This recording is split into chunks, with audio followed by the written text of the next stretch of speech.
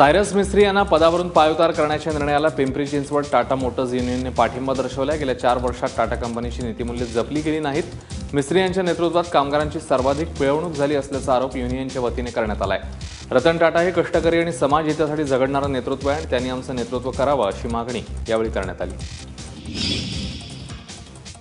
दिवाळीनंतर नाशिक महापालिकेच्या ताफ्यात 60 नव्या अत्याधुनिक घंटागाड्या दाखल झाल्यात। जीपीएस यंत्रणा, ओला आणि सुका कचरा स्वतंत्रपणे गोळा करण्याची व्यवस्था असलेल्या घंटागाड्यांमुळे स्वच्छ आणि सुंदर नाशिकचा नारा अधिक बुलंद होणार अशी अपेक्षा आहे। पालिकेत अशा 200 गाड्या दाखल होणार आहेत आणि पहिल्या टप्प्यातल्या 60 गाड्यांचं वनाधिपती विनायक पाटील यांच्या हस्ते लोकार्पण करण्यात आलं। रायगड जिल्ह्यातल्या उरणमधील धोकादायक टाउन हॉलच्या जागेवर नवीन इमारत उभारण्यात आली आहे। या नव्या इमारतीकरता सुमारे 12 कोटी रुपये खर्च येणार आहे। या संदर्भातल्या प्रस्तावाला पालिकेच्या सर्वसाधारण सभेत मंजुरी देण्यात आली आहे। या नवीन इमारतीत मल्टीपर्पज हॉलसह 2 थिएटरचा समावेश आहे। तर खालच्या मजल्यावर दुकानांच्या गाळ्यांचं नियोजन आहे। सुमारे 20 वर्षांपूर्वी बांधण्यात आलेल्या टाउन हॉलची दुरावस्था झाल्यामुळे ही नवीन इमारत उभारण्यात येईल। स्वाभिमानी शेतकरी संघटनेच्या एका कार्यकर्त्याला अमरावतीतनं तडीपार करण्यात आलं। यावर संताप व्यक्त करताना जिल्ह्यामध्ये अनेक मोठ्या गुन्हेगारांना सोडण्यात आलं आणि केवळ स्वाभिमानीच्या कार्यकर्त्यावरच कारवाई का असा संताप राजू शेट्टींनी व्यक्त केलाय। हे राजकीय षडयंत्र आहे आणि येत्या 15 दिवसात तडीपारीचे आदेश परत घेतले नाहीत तर अमरावतीमध्ये रणकंदन करू असा इशारा स्वाभिमानीकडनं देण्यात आलाय। रत्नागिरीच्या मिरकरवाडा मच्छी बंदरात बोटीला आग लागली आणि लाखोंचं नुकसान झालंय। या आगीत बोट पूर्णतः जळून खाक झाली। आज पहाटेच्या सुमारास ही घटना घडली। मिरकरवाडा जेटीवर इंजिन सुरू असताना ही आग लागली। या आगीत नौकेचं लाखो रुपयांचं नुकसान झालं। इम्तियाज मुकादम नावाच्या व्यक्तीची ही नौका होती। मच्छीमारीचा मोसम सुरू होण्याच्या आधीच मच्छीमारांवर हे संकट ओढवलंय। देशासह राज्यभरात निर्माण झालेल्या चलन तुटवड्यामुळे भाविकांची गैरसोय होऊ नये यासाठी नाशिकच्या सप्तशृंगी गडावर भाविकांना मोफत अन्नदान करण्यात येणार आहे। राज्यातील 3.5 शक्तिपीठांपैकी एक असलेल्या वणीच्या या मंदिरात भाविकांची सतत गर्दी असते। सुट्या पैशांमुळे भाविकांच्या खाण्यापिण्याचे हाल होऊ नयेत यासाठी रविवारी संध्याकाळपासून बुधवारी रात्रीपर्यंत मोफत अन्नदान करण्यात येणार आहे। गुरुवारपासून प्रसादालयातील सेवा देखील सशुल्क असणार आहे। 500 आणि 1000च्या नोटा चलनातून रद्द झाल्यानंतर जिल्हा रुग्णालयात या नोटा चालतील अशी घोषणा करण्यात आली। यासाठी आता 18 नोव्हेंबरपर्यंत वाढीव मुदत देण्यात आली आहे। जळगावातल्या जिल्हा रुग्णालयात मात्र या नोटा बंद झाल्याचं कारण देत सुट्ट्या पैशांची मागणी केली जाते। तसे फलकही रुग्णालय आवारात लावण्यात आलेत। जिल्हा प्रशासनाच्या आडमुठ्या भूमिकेमुळे रुग्णांच्या नातेवाईकांमध्ये संताप आहे। 500 आणि 1000च्या नोटा रद्द झाल्यावर कर भरण्यासाठी या नोटा वापरण्याची मुभा देण्यात आली होती। गोंदिया नगरपालिकेला मात्र या सवलतीचा फारसा फायदा झाला नाहीये। गोंदिया पालिकेत आजही 10 कोटींचा कर थकीत आहे आणि यात मोठ्या व्यापाऱ्यांसह उद्योगपतींचाही समावेश आहे। सवलत जाहीर केल्यापासून 4 दिवसात गोंदिया पालिकेत केवळ 60 लाखांचा कर भरणा करण्यात आला। लातूरातल्या औसा रोडवर रविवारी दुपारी एका कारमध्ये 50 लाख सापडले होते। याबद्दल अधिक तपास केला असता ही रक्कम सनफ्लॉवर फाउंडेशनच्या संचालिका संगीता लातूरकर यांची आहे असं समोर आलंय। या रकमेसोबतच बँकेत भरण्याची स्लिप आणि पॅन कार्डही होतं। त्यानुसार खातरजमा झाल्यानंतर पोलिसांच्या उपस्थितीत ही रक्कम बँकेत भरण्यात आली आणि ही रक्कम संगीता लातूरकर यांच्या मातोश्री कोंडाबाई चलवाड यांच्या नावे भरण्यात आली आहे।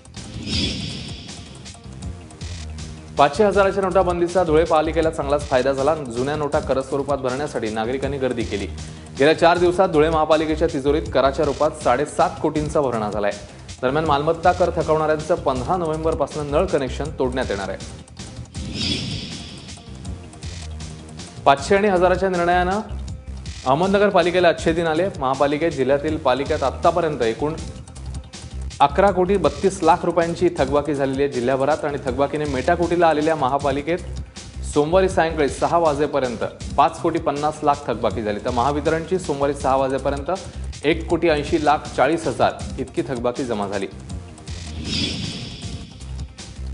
अहमदनगर तालुका मार्केट यार्ड निवडणुकीत भाजपा आमदार शिवाजी कर्डिले यांनी हॅट्रिक केली। राष्ट्रवादीचे आमदार अरुण जगताप, संग्राम जगताप यांच्या शेतकरी विकास पॅनलने 18 जागांवर विजय मिळवला।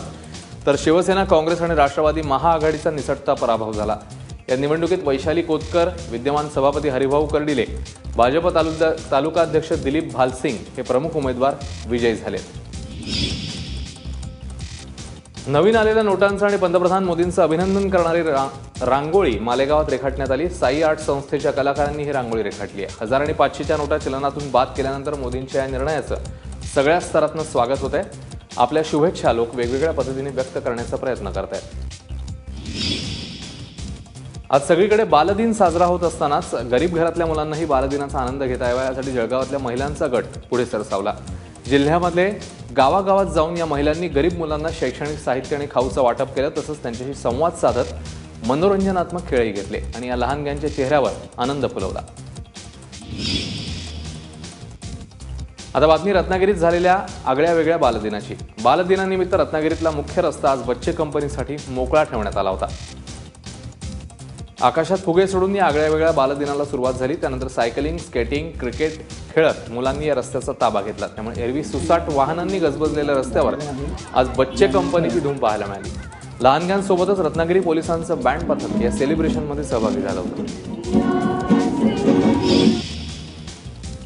श्री ज्ञानेश्वर माऊलींच्या संजीवन समाधी सोहळ्यासाठी श्री क्षेत्र पंढरपूरहून निघालेल्या पांडुरंगाच्या पालखी सोहळ्यानं आळंदीकडे प्रस्थान ठेवले। मंदिर समितीच्या कार्यकारी अधिकारी डॉक्टर विजयकुमार देशमुख यांच्या हस्ते पादुकांचं पूजन झालं आणि प्रस्थान करण्यात आलं। या सोहळ्यासाठी देवाच्या रथासमोर 14 तर रथामागे 4 दिंड्या असणार आहेत। कार्तिकी पौर्णिमेनिमित्त बेळगावातल्या शहापूरमध्ये विठ्ठल रखुमाईचा रथोत्सव पार पडला। 250हून अधिक वर्षांची परंपरा असलेल्या रथोत्सवाकरता हजारो भाविक शहापुरात दाखल झाले होते।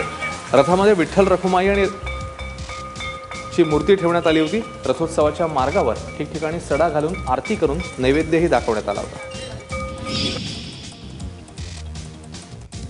पंढरपुरातल्या कार्तिकी एकादशीच्या सोहळ्याची काल्याने सांगता झाली आहे। हजारो भाविकांनी दिंडीने कोपाळपूर इथे येऊन गोपाळकाला उत्सव साजरा केलाय। कार्तिक शुद्ध पौर्णिमेनिमित्त भल्या पहाटेपासून भाविकांनी विठ्ठल मंदिरात गर्दी केली होती। लाह्या, दही यांचा काला करून भाविकांनी कार्तिकी एकादशीचा सोहळा संपन्न केला। यानंतर काल्याच्या प्रसादाचं वाटपही करण्यात आलं।